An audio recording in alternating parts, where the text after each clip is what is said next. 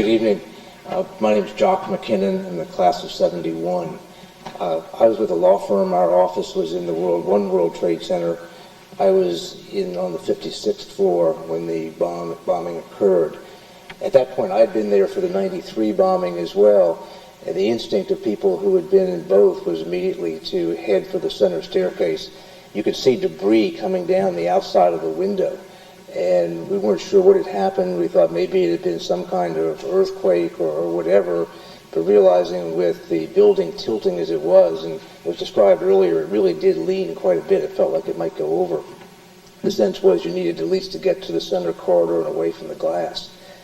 There were a number of us who were there that morning, and we had all walked toward the center for two interior staircases in the Trade Center buildings and had joined the crowds going down. I must say it was an incredibly well-ordered crowd. There was no sense of panic as we walked down. I tried to think about it later in terms of what led to that sort of atmosphere. There was no smoke coming up as there had been in 93, so I think maybe the conditions were better. But I think there was also a sense of emergence of certain leaders that people were sharing cell phones, trying to give some order to going down. Meanwhile, some people were getting awful news that we knew someone had first heard on the cell phone that the building had been hit by some sort of jet. We were thinking at that point it must have been an accident. 10 minutes later, or whatever the time was, we were still on our way down and heard at that point that there'd been a second hit on Tower 2 and realized it must have been a terrorist activity.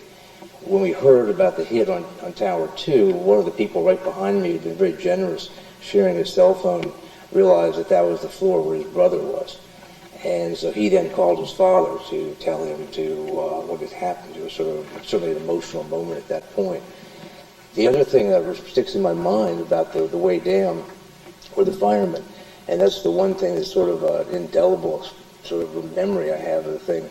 As they came up, they obviously were under great strain. They were carrying hoses, extra air tanks, must have been carrying 75 or 100 pounds of gear.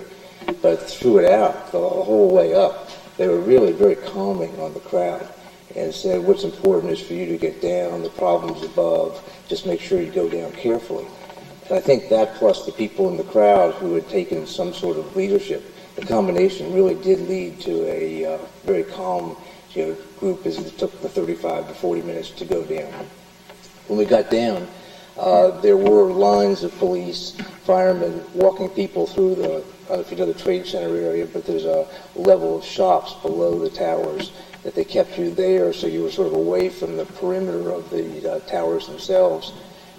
We then came out, and I was spared, but I think the people that I know have the most sort of awful memories were the bodies coming down. We didn't see that, but the lines of people just had you pointed towards City Hall. So the groups just continued to move out. It was probably about 10 or 15 minutes later, as we were walking, people looked behind and saw the South Tower coming down. And that was the first time I'd seen any panic in the time. I think it was really people weren't sure how far the debris would fall or how far the clouds of dust might spread. And there was some running then as people sort of headed toward the Brooklyn Bridge.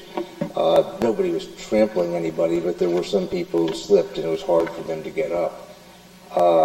I ultimately went to Brooklyn with one of the people I was coming down with where we could get to phones right by the Brooklyn Bridge and got back to the apartment at the end of I guess, mid-afternoon.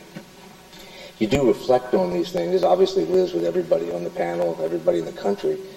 You have multiple feelings. I find there was clearly shock at the beginning, grief, anger, determination to sort of rebuild your life.